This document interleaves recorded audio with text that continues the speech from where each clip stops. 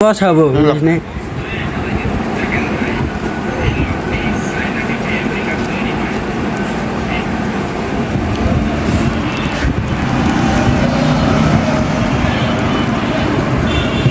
দেখো মসজিদে কাকা কি ছিঁড়ে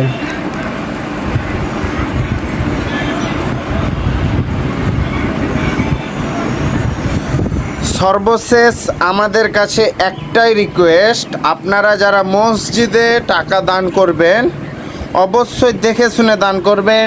ছিঁড়া ফাটা যেগুলো চলে না ওগুলো মসজিদে এসে দান করলে আপনার বিবেক যদি কাজ না করে তাহলে দানের কোনো মূল্য থাকবে না।